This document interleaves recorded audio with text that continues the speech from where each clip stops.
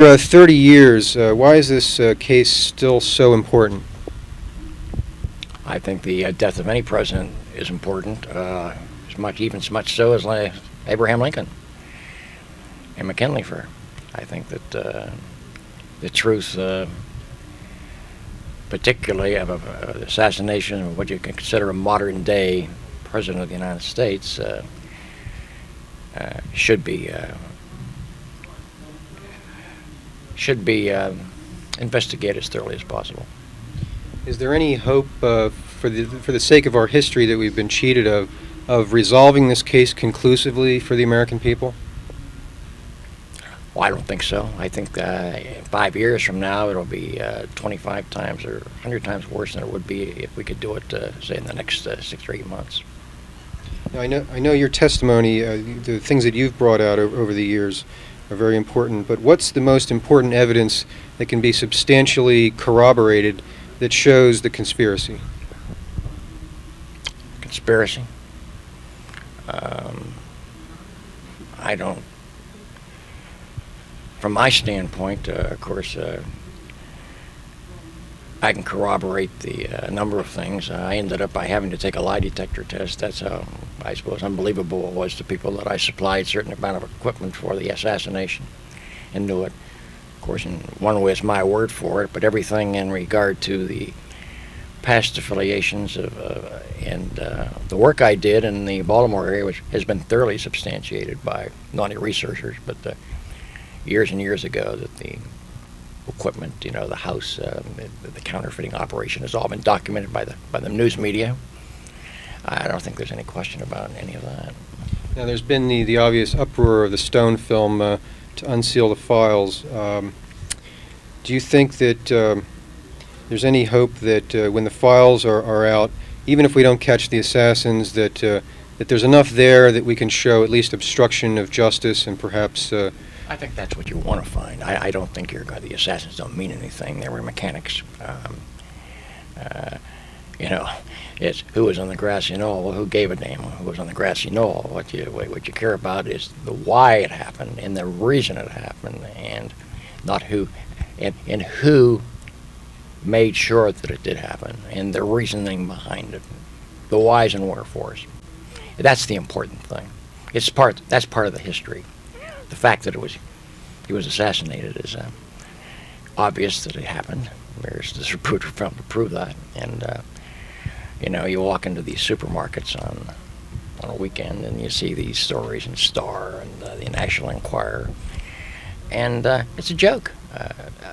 We're talking about a presidential assassination.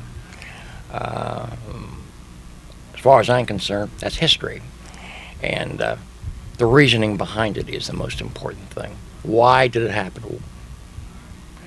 Was there a conspiracy? And what prompted the conspiracy? That's what the important thing is. Now, along with this Stone film, there was an outcry for opening the files, and I know that you're in those files, and other people are in the files, and there's a lot of important information there. Do you know what files would you like to see most declassified, perhaps in relation to corroborating the things that you've said? The files I'd like to see opened have been destroyed. You're not going to find anything substantial of what is going to be released. It's been went through the shredder years ago. I think anybody that thinks any differently is barking up the wrong tree. Little things will get out. Little things have slipped out in the past. But primarily, most of the information came very shortly after the assassination. For instance, the rifle calibers that I supplied, that information was released by the CIA. Inadvertently, I might add, that Oswald was sent over there on a probable mission to do exactly what I said had happened, what I was told, that he was to marry the young lady he did, so her uncle could defect to the United States of America. And this was inadvertently corroborated by a release. And these things have all been there. People just don't look at them. And then subsequently, what happens with a person like George Bush becoming DCI, and why he became DCI, and why he had to be DCI in order to stop the Church Committee. It's important. These are the important things. Now, when you were an operative for the CIA, your case officer, I understand, was Tracy Barnes. And could you give us, in a nutshell, what he may have told you about Oswald's role in the assassination? Just that. Just that. And I don't even know why it came about, but Or what did he tell you? Well, the reason it did came about, I guess, was the fact that I picked up a packet in Paris at the Plaza des Athénées when I was there. I ordered to go to Paris. I was on that trip with Dave Ferry. He went on to Zurich. I think at the headquarters at that point in time was somewhere in Geneva, Switzerland for Mondale Commercial, and which was Permadex. We went to the Permadex warehouse in Athens, or just outside of Athens, to buy those weapons, which is all part of the history books at this point in time. But I picked up this packet from Harvey in Minsk, and the only thing I could rationalize in later fact that was the fellow was an American who had been in Minsk, and of course that was Lee Harvey Oswald. At some point in time, did you think that was William Harvey of Executive Action? Yes, I did. But what changed your mind about that? Well, no, the original. I was given this information by Jim Angleton. Later, I came out with that story that I was told it was not Lee Harvey Oswald, but Bill Harvey, and which made a little bit of sense considering the fact that he worked with Commercio Mondo and was in that area at the time. He was in, I think, Rome and Italy and places like that. And at that time, the headquarters had just been being moved, the latter part of '61. So it could have been either one of them. But Lee Harvey Oswald was in Minsk, Russia, and of course I was given the information inadvertently who the guy was that I picked up the packet from. Now, are you in touch with others that would have inside knowledge of the plot, and if so, at the appropriate time, would they come forward with their information? I've been told that I have a fellow one right now, that he identified himself to me. I recognize the name. I've had a couple of people come forward. Some I didn't recognize, that they knew of me and had worked on the other side, per se. And they are willing to come forward if I ask them to. Could you tell us a little bit about your relationship with David Ferry, especially in reference to the mission you flew in during the Bay of Pigs and the missile sites, and if it's possible that those missiles were surface-to-air missiles, or if you're sure that they were the nuclear missiles? These were hard sites being constructed, and the particular microwave transmissions that we were detecting were guide and launch, not for. And bad weather will start to weaken. Now, you think that there were missiles left behind in Cuba. What was it that convinced you for sure about that? Well, I was told to start by a number of people. Number one, people at the company. Admiral George Pierce, of course, knew about it. He was a good friend of mine. And George was one of the famous submariners in World War II. Let's see, the Senate hearings with Senator Eastland, and they got everybody that knew that the missiles had never left.